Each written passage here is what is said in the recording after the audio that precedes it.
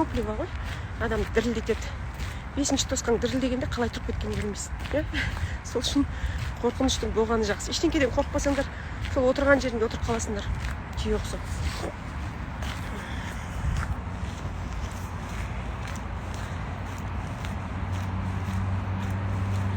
Саламатсыз ба дейді. Саламатсыздар, қалай ханым, керемет. Аллергия бар дейді. Аллергия менде де бар. Аллергияның психосоматикасы. Ол амбиция үлкен да. Ана желание с возможностями не совпадает. Мұрның ана жаққа кетіп қалған, бірақ жаңағы өзіңнің бір қазіргі жағдайыңа көнбейсің. Бір бөлмелі квартирада тұрасың, бірақ ана аппетитің ана жақта да. 5 бөлмені аңсайсың. Сол үшін аллергияны негізі қызымда бар дейді, қызды емдеудің қажет жоқ, мама емделу керек та, егер психосоматикасын сұрап жатсаңыз. Енді, конечно, лорға барасыз, емделесіз, аллергологқа барасыз, бірақ именно менен енді психосоматикасын сұрап жатсаңыз, біздің жанымыз ауырғанда баланың тәні ауырады.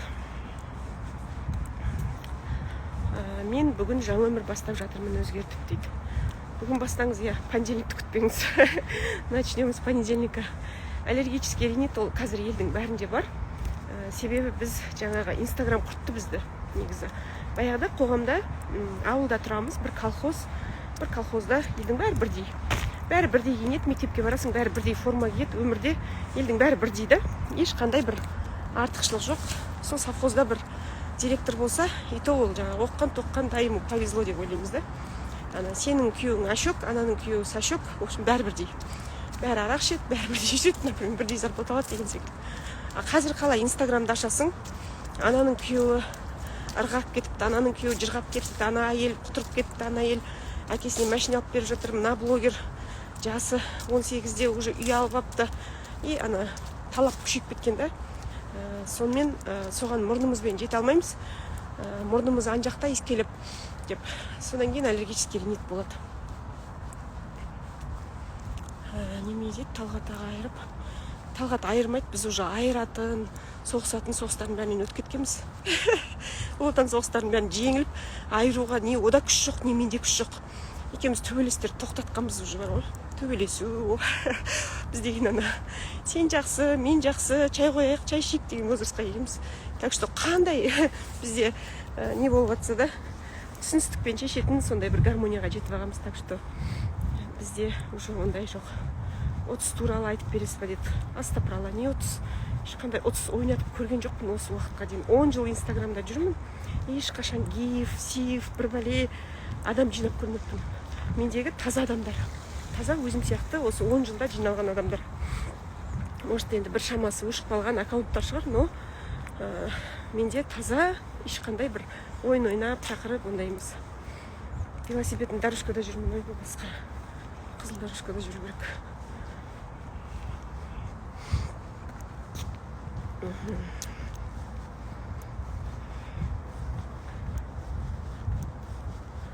Үй сатып алғым келіп жүр, сатамын деп айтып едіңіз ғой дейді. Я мына жерде Дара Резиденс деген үй салынып жатыр Бәйтеректің жанында. Мен 2017 жылы Саламатсыз. Да. Саламатсыз. Я в ваш клуб ходила, слышала ваши эфиры. Да? Ой, рахмет. Осы жақын жерде тұрасыз ба? Я осы Астанада тұрамын. Молодец. Ага. Осы жерде сюда жүремін постоянно. Да? Ага. Сіз сюда шуцай, да? Жоқ, психология ғой. Сіз Жанатта оқыдыңыз ба? Оқыдым, иә. Мен де оқыдым. Шәкіртімін. Жанат ағай молодец, елдің бәрін жүргізіп тастады. Иә. Прямой эфирдесіз. Күшті эфир. Тұрмадыңыз. Күнге кезінде ойбай, ананың қызы боянып апты, ананың қызы бүйтіп кетіпті, ананың қызы сөйтіп кетіпті деген. Бұның бәрі өз қызыңыздан шығады. Так что қазір шиқан шығып жатыр деген сөз. Шиқан шыққан кезде қайтеміз, тиіспейміз. Я, сыздауық дегенмен ауырып көріп педіңіздер, ауырмай ақ қойыңыздар, бірақ өте бір жаман нәрсе. Даже бесеуі де бетке шығады ғой, шығып деп. Сол қазір ұшып жатыр. Оның шыққаны жақсы. Шықпай, жана 7-ші класста емес, 11-ші класста немесе университетке барған кезде бақ етіп шығағаннан жаман. Сіздің қасыңызда жүріп сөйтіп кішкентай безеу болып шыққан жақсы. Ертең дәу шиқан болып шыққанша. Я шиқан шыққанда қайтеміз, тиіспейміз. Потому что тиіссең, ол еще больше ушығып кетеді. Бүкіл денеге басып кетеді. Сол үшін тиіспей әдемілеп бетіне қарап отырамыз. Білмеймін, өзім түсініп алғам, сіздерге түсіндіре алмаймын ше. Сөз жетпей қалады кейде.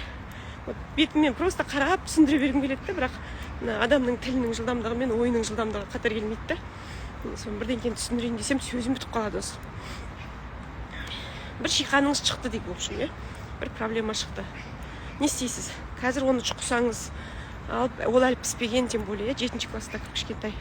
Оны алып шұқисыз, жаңа бетіне неше түрлі бірдеңке жағасыз, өйтесіз, бүйтесіз, сол кезде ол ушығады. Ол өзі бір күні піседі әдемілеп. Ойбай, мына жақта кімдер отыр, қорқынышты. Сіздерге көрсетіп қояйын, если что. Адамдар мына жерде. Бұл кісілер жол жасайтын кісілер екен ғой. Жүректер, жақсы көрем дейді. Күнде таңертең сіздің прямой қарап жататын болғам. Для меня это лучше таңертең оянған күшті екен. И то сізді тыңдаған скоро мысықтардан арылып тұрып жүретін боламын дейді. Менің Алия деген қызым бар, біздің партнер Гербалайфта. Сол Алматыда қазір клуб ашты, Жароковада. Сол қыз айтады ғой, 1 жыл бойы тыңдап жаттым, келе алмаймын дейді. Тура сарайшықтың қасында, мына жерде Сығанақ деген жерде тұрам дейді. Жаңа көздің жартысымен ашам да, жартысымен ұйықтап жұмысқа кетем. Бір күні тұрдым да ояндым дейді. Сол секілді тыңдай берсеңіз, өз бір күні көзіңіз ашылады. Одан кейін көкірек көзіңіз ашылады. Адамда 3-ші көз дейді ғой, санасы ашылады. Сондықтан тыңдай беріңіз. Жатып та тыңдай беріңіз. Аяқты аспанға лақтырып тастаңыз да, люстраға түкіріп тұрып тыңдаңыз. Ал мен жүре берем. Бірақ бір 2 жылдан кейін өкінесіз, сол кезде бастамағаным ай деп. Сол кезде соны бастасам деп. Так что бастап кету керек. Прям тұру керек та, бастап кету керек. Үйдің жанында, даже таңертең ерте тұра алмасаңыз, кешке қарай после ужина тұрыңыз да. Бір 5000 шақ, 10 000 шақ жүріңізші. Тізе ауру, аяқ ауру, жатыр ауру, жаңағы бала туа алмау, трубка бітеліп қалу, бір бәле-шірбәле, в общем, бәрі кетеді. Даже таңертең жүрген кезде мына 10 000 шақ аяқтағы сүйек кетеді. Әйелдер биік өкше киеміз де, содан бір сүйек пайда болады ғой, сол кетіп қалады. Так что жүріңіздер. Аясаң, аяғыңды аяма. Бүгінгі сіздерге инсайт. Мен даусым естіп тұрма, кстати. Қайрат Нұртастың мамасына похожи дейді. Гүлзира әпке сияқты әдемімін ба? Что ғой, остеохондроз позвоночника көмек бере ма дейді. Конечно, береді. 12 мүшеңізге, 62 тамырыңызға, в общем, бәріне, шашыңызға, басыңызға бәріне көмек береді. Просто надо ходить. Жүру керек. Тамақтан кейін, ужиннан кейін болса да, жүріңіз. Жаяу жүрсеңіз, кәдімгідей сергек боласа, артыңызда көз пайда болады. Ана, Астанада видеокамералар бар ғой, жолда түсіретін, арт жағымен түсіретін. Сол сияқты сергек боласыз. 2020 жылдан бері Құралаймен дос болғанмын. Ютубтағы и Инстаграмдағы видеоларды қараймын дейді. Жұмыста 10 000 шақ жүріп тастаймыз ғой дейді. Вот сол жұмыста, үйде сиыр сауып жатып, сиыр айдап бара жатып, қой бағып жүру деген өте керемет. Бірақ оны осознанно, саналы түрде жүру керек та. Зарлап, жылап, ойбу, мен жаңағы жұмыста жүрмін, бірдеңе емес. Кеше осы тема туралы айтқам. Прям сауап жинап жүрдім. Тонна посуда жуып жүрсіз ба? Қуанып, прям бар ғой. Тонна посуда жуып жатырмын. Не деген керемет, бүкіл өмірімнің күнәсін жуып жатырмын. Сауап жинап жатырмын. Бір оразада адам жылына 1 рет келеді ғой, оразада бір кайфпен жүресің ғой. Мен сауап жинап жатырмын. Алланың разылығы үшін деп. Тура сол, енді имам емеспін. Бірақ Алланың ризашылығы үшін посуда жуып жатырмын. Алланың разылығы үшін, білмеймін. Только позитивке аударып алыңыз и кайфуйте. От своей работы, от своего мужа. Вообще қазақтың әйелдері бір қатып қалған адамдарсыңдар ғой. Ештеңеден кайф аламайсыңдар. Кайфуйте, баладан кайфуйте, бала туып жатып кайфуйте. Рахаттанып, это же кайф. Күйеулеріңмен кайфуйте. Рахаттаныңыздар. Өмір рахат қой. Өмір деген ғажап вообще. Ұйықтап жатып кайфовать етіңіз. Будьте здесь и сейчас деген сол. Әр нәрседен рахаттану. Әр нәрседен мына жақпен жүрсем, давайте мына жақпен. 2018-ден бері оқимын дейді. Рахмет жан. Өзімнің алтын қыздарым ғой, алтын Құралай ханым, сіздің жақсы істеріңіз көп па, қандай ізгі амалдар жасайсыздар дейді. Оны білмеймін, мен жақсы істеймін көріп жамансым көп ау деймін осы. Потому что әйтеуір күнде инстаграмға мен жазып жатады хейтерларым, комментаторларым, әйтеуір ән жерін дұрыс емес, мына жерін дұрысталып келе жатырмын енді. Осы адам болайын деп, енді адам болайын десем бірдеңем шығып тұрады өзі. Ана, енді байып кетем десем үйде қан бітіп қалады деген сияқты. Енді бір осы дұрыс адам боламау деп өзім ойлап қалам кейде. Сөйтсем әлі дұрысталмаған мынау. Соны өзім ұялам кейде, қашан адам болам деп. Жатыр мен яичник кішірейген не істеуге болады?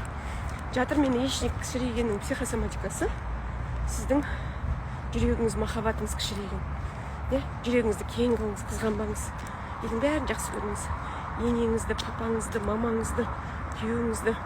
Жатыр деген әйелдің ең бір энергетикалық несі, организм ғой, ең күшті. Ол жақтан бүкіл адам шығады, ол жақтан өмір шығады. Бір кішкентай ғана капляны адам болып жасап береді. Енді Алланың көмегімен, конечно, но сол жатыр деген сондай күшті орган. Жатырды кеңейту, үлкейту, ол деген жүректі үлкейту. Жүрегіңізге мына әйелдің өзінде бір вибрациялар тұрады, обруч секілді. Мынандай Wi-Fi-дің толқындары секілді. Насколько сіздің толқындарыңыз күшті болып шығып тұрады, жан-жаққа нұрыңызды шашып, махаббатыңызды беріп. Сондықтан любите жизнь. Жүріп келе жатып сөйлеу мен үшін қиын, өкпем өшіп қалады, значит, нужно ходить, да дейді. Конечно, нужно. Жүру керек, қозғалу керек. Қозғалыс деген ақша, қозғалыс деген өмір. Өмірді сүру керек, өмірге ғашық болу керек. Ұйықтап жатқанда өшіп жатасың, өлімді таңдап жатасың. Кеше ғана мен осы туралы айтқан болатынмын. Менің талшын қызым Кореяға, Сеул қаласына оқуға кетті. Соның общежитиясындағы комнатасын көріп, әкесі вообще есі шықты. Ана қызды қайтару керек, ана қызды квартира алып беру керек. Ана қасында қыздармен снимать етсін, ана не деген сұмдық деп. Сұмдық емес, мықты әлемнің университеттері общежитияларын кішкентай қылдырып жасайды. Төсектері қатты, жастықтар жоқ. Ол жерге жұмсақ жастыққа рахаттанып жата алмайды. Себебі неден? Себебі далаға шықсын деп тұрсын. Барып ананы библиотекалары, жаңағы залдары, лабораториялары, аудиториялары супер. Иісі деген керемет, барлық жер гүл. Балаға оқуға жағдай жасалған. Ал сіздер қазақтар төсегіңізді керемет қылып, турецкий құс жастықтың бәрін сатып алып рахаттанып, конечно, төсектен тұрғым келмейді. Жып-жылы төсекте рахаттанып жата бергім келеді. Күйеуім де сол. Күйеуге вообще комфорт керек емес еркек адамдарға. Еркек адамдарды вообще тақтайға жатқызып керек, чтобы жата алмай тұрып кетсін. Енді міне геморрой, бір бәле деген басталды. Трубаның ішінде су бар дейді. Ол су не ағып жүр екен ол жақта? Суды су шығарады, уды у шығарады. Суға көп түсіңіз. Жатыр негізі ол сулы ғой. Баяғыда бір орыс статья айтқан осыны гинеколог. Жаңағы жатырдағы бүкіл нелерді бассейнге бару керек. Су. Значит, сізде от көбейіп кеткенде, адамның өзінің организмінде 5 стихия ғой. Адамның негізі организмі Менделеевтің бүкіл таблицасы бар біздің шашымызда, басымызда, қанымызда барлық жерде. И сол жатырда су аз болғасын, ол суды запасым жинап алады. Денеде су аз болғасын, суды запасым жинап алады. Суды көбірек ішіңіз. Гербалайфқа келіңіз, кстати. Гербалайфта алоэ мен суды ішуді үйретеді. Бәрін тазалайды. Денеңіздегі шек, қарын, асқазан, душ для организма. Жатырда су жоқ болғасын, адам организмі 80% судан тұрады. И біз суды ішпегеннен кейін денеде отек пайда болады. Отек неден? Наш организм же он умен деп өзінше. Орысша айтып қойды. Ақылды ғой біздің организм. Сосын ол ойлайды. Мына албасты ертең тағы су ішпейді. Мен неге осы жаман сөздерді сөйлеймін? Мына оңбаған ертең тағы су ішпейді. Одан да бүгін осы суды жинап қояйын дейді. Сонымен аяғыңызға отек жиналады, денеңізге отек жиналады, ана теріңіз бен етіңіздің арасында сары су жиналады. Ол сары су сасиды. Сосын шығады аяғыңыздан, қолтығыңыздан, денеңізден, аузыңыздан бүкіл сасық иістер. Сол үшін суды көбірек ішу керек. Мен таңертең жаңа уже 400 грамм су ішіп шықтым алоймен. Сол суды ішу керек, күні бойы су ішу керек. Енді қазір күні кішкене Астанада суды. Ал суды сіздер қалай ішесіздер? Жаңа тамақты чайнап, соны жұту үшін ішесіздер. Сосын, конечно, анам трубамен жатыр деген ол вообще мықты организм. Ол өте ақылды организм. Ол баланы жасап шығарады 9 айда. И сосын ол ойлайды, мынау тағы ертең су ішпейді. Су керек, давай суды жинап қояйық дейді. Сөйтіп трубаңызға су жиналады. Одан кейін адамда жаңағы 5 баланс, 5 стихияның балансы болу керек. Огонь, вода, воздух, земля деген секілді. Адам топырақтан жаратылған, ет пен сүйегіміз топырақтан деп ойлаймыз. Қалған жаңағы огонь деген это энергия. Сонда мына әйелдердің көбісінде от көбейіп кетеді. Огонь. үйдің бәрі от, кондиционеріміз от, газымыз от, плитамыз от, светіміз от. Үйге кіреміз, біз отқа кіреміз. Содан бізде ана оттың энергиясы көп та. Біреу быж дегізсе быж етіп атылып кетеміз. Эмоция жарқ ете қалады да. Біреу темек тұрмақ просто да күйеудің қасыңнан просто өйтіп өтіп кеткені раздражает. Сорпаны солпылдатып ішкені, темекісін тартқаны, білмеймін. Даже саған сөйлемесе де, ол деген оттың энергиясы. Сол үшін суға түсіңіздер. Бассейнге жазылыңыздар, душқа түсіңіздер, кешке қарай ваннаға түсіңіздер. Жатырларыңыз ғажап болады. Кереметсіз коучтардың ішінен ең білімдісі сіз. Өзім мақтаншақпын, біреу мақтаса мәз болып қаламын. Соны оқығым келіп өліп тұрады. Не деген мақтаншақпын білмеймін. Осы Абай атамыздың өсек өтірік, мақтаншақ, еріншек бекер мал шашпақ деген өсек пен өтіріктен кеттім, еріншектен кеттім. Бірақ осы мақтаншақпен жаңағы мал шашпақ дегеннен кете алмай жүрмін да. Білмеймін, енді оны да Алла тағала төбемнен ұрып үйретіп жатыр. Любой ақшаны шашып жіберемін, любой не дейді ана мақтаншақпын, білмеймін. Бірақ өзім қабылдап тастағанмын. Мақтаншақтығым да ұнайды өзіме ше. Бір жаңағы реттелейін, бір адам болайын десем бола алмаймын да. Мақтанғым келіп өліп тұрамын. Үшін Инстаграмда білін адамды қоздырып жаңағы соблазн көп та. Лайк қойып осы кереметсің десе, одан арман көпіріп осы рахаттың. Қате менде қасиетті сондай беріп қойған Құдай. Қабылдаңдар мені. Тақырыптан ауытқып жатыр геморрой дейді. Давление не істеу керек? Енемде давление. Енеңізге андай үйде беговой дорожка алып беріңіз. Күнде мама 1000 километр жаңағы жүрсеңіз, сізге 1000 теңгелік. Иә, сізді қонаққа барам, или тағы сырға алып берем деп. Сосын ақырындап тізесі дұрысталады, давлениесі дұрысталады жүреді. Бізде мамамызды ауылға үй салып көшірген бізде сол. Қаладағы үйде жаңа кухня мен телевизордың ортасында ақырын жүреді де ауырып қалады. Ауылда көшеге шығады, осылай кісілермен араласады. Жетіліксіз ғой, мақтаншақтық крови бізде. Соны енді қайтеміз білмеймін. Дым осы кетпейді. Сол қанда, сол прошивка баяғыда жасаған кезде сондай болып жасалып кеткен ғой деймін. Базарда жұмыс жасаймын деп ұяламын, бірақ нан тапқан жерінен ұялмау керек. Пока ұяласыз ба, шықпайсыз. Мен баяғыда Қошмамбетке күйге шыққанда мәз болып шығып алғанмын 19 жасымда. Талғатты обожаю, люблю, прям не могу. Бір күні бүйтіп көзің ашылса қарасам, көршінің дәу сиыр қорасының боғы тұрады, шыбын. Еще аты да Қошмамбет деген. Өзім политехқа жұмысқа барам, ұялатымын. Қошмамбеттен келдім. Где живешь десе, в Каскелене деп қоямын. Қатты ұялатымын. Еще андай туысқандар, подругалар раздражать ететіндер көп қой. Мә, Құралай, сен сондай отличница, умница. Қай жаққа күйеуге тигесің? Чоза Қошмамбет картада жоқ деген кезде вообще ұялатымын Қошмамбет деуге. Внутри сондай гордыня ма сондай болатын. Алла сөзге апарып қойған білмейсің ғой, өзің чекісі болып жүрсің. Содан Қошмамбеттен 20 жыл шықпадым ғой. Тыпырлап Каскеленнен жер алып үй саламыз, ол болмайды сатып жібереміз. Алматыдан тыпырлап ипотека бір бәле үй аламыз. Ол жаңағы доллар өсіп кетеді, ол бір бәле қарызға қайтадан сүмірейіп Қошмамбетке келеміз. И бір күні Қошмамбетті жақсы көрдім. Жаным-ау деп. Прям мен нан, мен суым беріп жатқан, менің 6 балам туылған, қандай жер, суың қандай тәтті, наның қандай тәтті деп. Әлі Қошмамбетке барсақ, сол тандырынан алып жейміз. До сих пор балаларға дейін. Сөйтіп Қошмамбеттен Бәйтерекке шықпайтын. Пока сіз базарыңызды жек көрсеңіз, базар сізді жібермейді. Пока не полюбишь. Бүкіл әлемге айғайламағанша. Мен потом бүкіл әлемге айғайлап кеттім ғой. Мен Қошмамбетте тұрмын деп. 2013-те, 14-те қалай Инстаграм аштым. Солай негізі Инстаграммен қалай келді, 13-ші жыл сразу ашқам. Бірақ посттарды 14-ші жыл жазып бастадым. Сондықтан базарыңызды жақсы көріңіз. Таңертең барған кезде Аллам, бісміллә деп, ана өзіңіздің бір әйелдік жаңағы неңізді қосып, энергияңызды, жүрегіңізді қосып, ана тұрған полкаларыңызды жақсы көріңіз. Басқа көзбен қараңыз.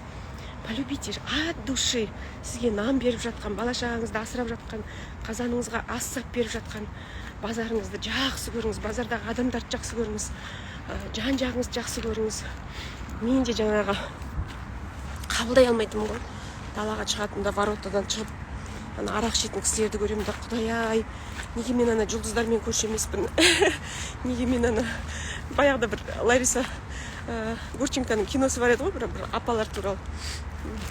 Ана бір мошенниктер алдайды да, Москваның төрінде тұрады бір профессор, университетте сабақ беретін бір 4 подружка. Сон бір мошенниктер алдайды да, жаңағы квартирасын алады да, бір ауылға дачаның бір несіне ауыстырып тастайды. Сөйтіп бір күні подружкалар іздеп келеді, онан сосын айтады. Қараса қасында бейіттер бар екен, ана Есениннің, Лермонтов, Брюбале деген бейіттер тұрады да. Сөйтіп жетеді. Ну ты же хотела жить по соседству с знаменитыми и успешными людьми. Вот тебе, вот ты теперь соседка дейді да. Сол үшін армандарыңызды дұрыстап айтыңыздар. Жақсылап ойлаңыздар. Баяғыда бір қыз армандар картама жаза берген ғой. Мен армандар карта жасаңдар, армандарыңды жазыңдар деймін ғой. Сөйтсе ғажап дәптеріне жаза берген ғой. Ақшадан қиналып кеткен ғой байқұс. Ақшасы бар жігітке күйеуге шықсам екен, ақшасы бар жігітке шықсам екен десе инкассаторға күйеуге шыққан ғой. Так что армандарыңызды четко, ясно, ана вселенная дейді. Вселенная 7 жасар баланыкі секілді разум дейді. Бала қалыпта дейді да. Ойнағанды, любя, шутя жақсы көреді дейді да. Сонда жаңағы арманыңызды айтқанда 7 жасар бала түсінетіндей қылып жазыңыз. Сіз 7 жасар баламен қазір отырып айтсаңыз, ақшасы бар жігітке күйеуге шығамын деп. Ол сізге айтады ғой. Мә, саған инкассатор күнде ақша тасиды деп. Мен де жүріп келе жатырмын дейді. Ай, мала, старые хрячи деген фильм. Я, соны бір қайта көру керек. Блин, получается, надо полюбить свою ненавистную работу, чтобы все стало лучше, да? Конечно. Надо, даже любить ете алмасаңыз да, благодарность, алғыс. Просто жақсы көріңіз. Я, осы жұмыс маған ұнайды. Прям жақсы жерлер табылады негізі. Ана жолы кім еді, бір кісі айтып жатыр да. Осы клубта ғой деймін бізде. Енеңді мақтай алмаймын дейді. Отношения онша емес. И бір кезде бүйтіп жаз дегенге жазып жатсам, бір жаңағы астама, тойдама, бұрышта ұйықта қаптым дейді. Адам көп үйде. Сөйтсем түнде келіп енем үстіме көрпе жауып жатыр дейді. Сол есіме түсіп кетті дейді. Сондай бір еске түсетін өзі бір сәттер бар адамның өмірінде. Даже бомж болса, оңбаған осы последний адам дегеннің өзінде Алланың бір нұры бар әрбір адамда. Оны ақырын көзбен көру керек та. Сол кезде ашылады. Ішіңізде қызғаныш, жек көру, мынандай жаман қасиеттерден ақырындап арылу керек. Сосын мынандай жаман қасиеттер тез жұғады. Себебі ойыңа бір кірдің ба, вирус секілді. Фук етіп кіріп кетеді. Сол үшін мен сіз сияқты ханның қасынан ұялдым, сіздің ықпалыңызбен дейді. Алла ғой, мен дым қатысым жоқ. Давленияға не істеймін дейді. Жүресіз, правильно тамақ жейсіз. Давление ол толықтықтан ғой, семіздіктен көбінесе. Артық салмақтан, одан кейін қозғалыс жоқтықтан. Қозғалыңыз, жүріңіз, ары-бері жүріңіз. Содан кейін давлениеда қысым ғой ол. Қанның қысымы. Қаныңыз қысылып тұр, демек өзіңіздің туысқандарыңыз сізді қысып жатыр. Сіз туысқандарыңызды қысып жатсыз. Кімге сіздің батып жатыр, кімді қысып жатсыз, сол адамдарды жіберіңіз.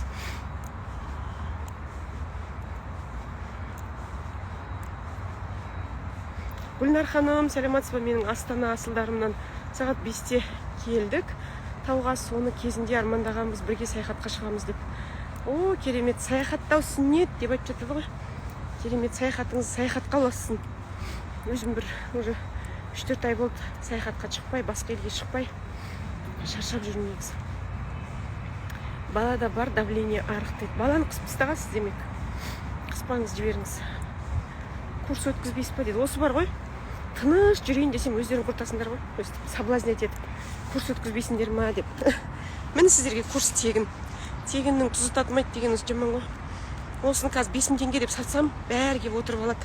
Содан кейін жамандайсыңдар, ана ақшамызды алып алды. Мен жаңадан бастай бергенді ұнатамын. Неге екен дейді. Ұнатыңыз, нені ұнатаңыз, соны жасаңыз. Адамдар өмірді қиындатпасаңыздаршы, күшті ғой, жаңадан бастаған. Бастай беріңіз, жасай беріңіз. Не получилось, екіншісін бастаңыз. Өзіңізді примите полностью. Психологиядағы бірақ анекдот мен қабылдауды үйретіп тастаған. Осы анекдотты 40 жыл айтып келе жатырмын. Тағы да айтып берейінші, жаңадан келгендер бар шығар. Бір бала төсекке сүйіп қояды екен да, жасы 30 екен. Жұмысы бар, квартирасы бар, керемет жерде істейді, бойы бәрі күшті. Бірақ сол бір күні бір дос айтқан ғой, ішіп отырып екеуі кафеде. Сен неге осы үйленбейсің десе осындай мен төсекке шек қоямын деп.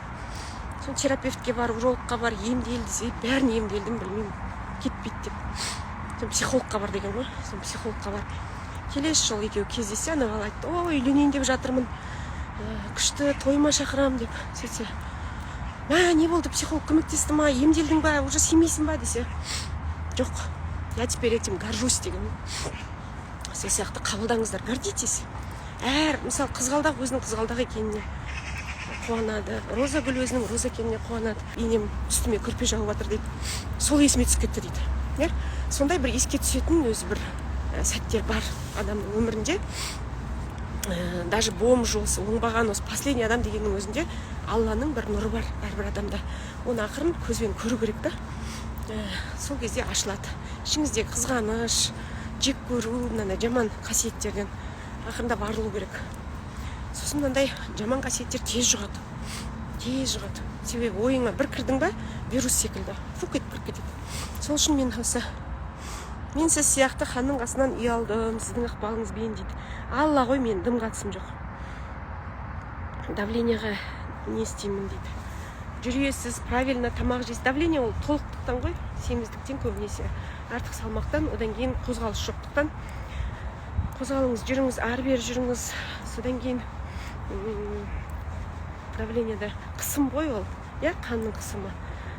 Қаныңыз қысылып тұр, демек өзіңіздің туысқандарыңыз сізді қысып жатыр. Сіз туысқандарыңызды қысып жатсыз. Кімге қысып жатыр, кімді қысып жатсыз, сол адамдарды жіберіңіз.